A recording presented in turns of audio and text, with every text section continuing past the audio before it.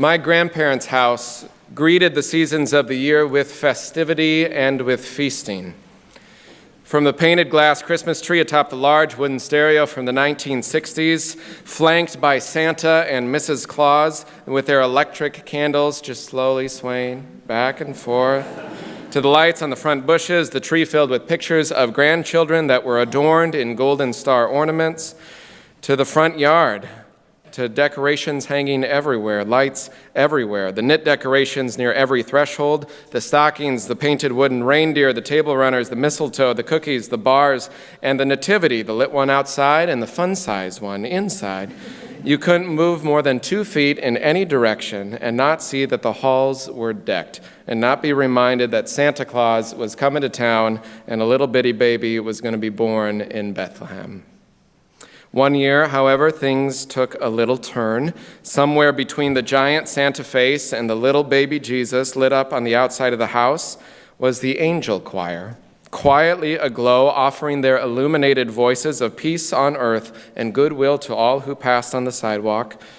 But during the night, nearing Christmas, someone, for some reason, removed the plastic heads off the choristers and took them away. My grandparents awoke to a headless choir. Don't get nervous. What to do? I mean, do you remove the rest of it from the front entry in defeat, or do you let them stay lit, more like Halloween than Christmas, and be that house on the block with the really weird decorations?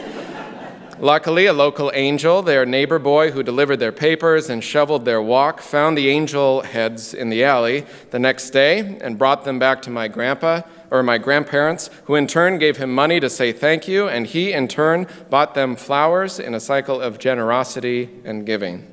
And Grandpa, like any good plumber, bolted the heads back on and then chained them to the railing. There would be no silencing of joy, no quieting of the choir at this house. Though they looked a little like Frankenstein, they were illuminated joy, welcoming the season and the passing stranger with songs of joy and of peace. In an increasing and growing darkness, in a dim and a dimming world, in a world sometimes when, in the words of Reverend Dr. King, it seems like there is deeper darkness being added to a night already devoid of stars. It takes some grit, and it takes some generosity, and it takes some determination to bolster our spirits enough, make them sturdy enough to sing peace and to give light and to offer some song that breaks through the dark with some sliver of hope for a weary world. Maybe it's shining from a doorstep. Maybe it shines in the interaction of kindness on a simple, normal day. Maybe it's how love and grace and hope grow by how we offer light to one another and be neighbors to one another.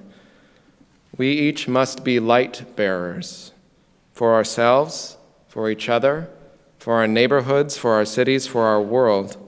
We must bear the light of liberation, the light of compassion, the light of radical inclusion, of justice and equity, and shine it right in the face of those whose policies would trample on the poor, or those whose power attempts to silence stories of oppression. There are lanterns coming through the storm constantly. Lanterns in the forms of hashtags like Me Too, lanterns in the forms of protests to the halls of power, lanterns in the form of language that we are not told to use this season. Oh, hush the noise, ye men in power, and hear the angels sing. The entire story of Christmas is about a poor, brown-skinned, undocumented refugee family in a town where they likely had relatives, but because of social custom, we're told there was not room for them in that place. It's a story as old as humanity, a story we still live within. We still need lanterns, friends. We still need every light we can light. The enduring flame of the menorah, the midnight fires of the winter solstice, and the humble manger with love made flesh in a little baby. We need angels lighting up every doorstep. We need your lantern so that together we find our way through the storm. May it be so, and amen. Tonight's offering goes to support the Human Needs Fund here at First Church. Sometimes love is made flesh through emergency assistance, so we can offer to members or friends who need assistance with food or gas, shelter, or clothing. With your support, we open our doors and we open our hearts to those in crisis. Also, if you are a family, throughout this month, families in the church have been collecting for guests at your table in little boxes. If you've brought those this evening, I invite children or children of all ages, adults, you can come right through here and place them under the tree, and those gifts will also be gratefully received. The ushers will now receive the offering.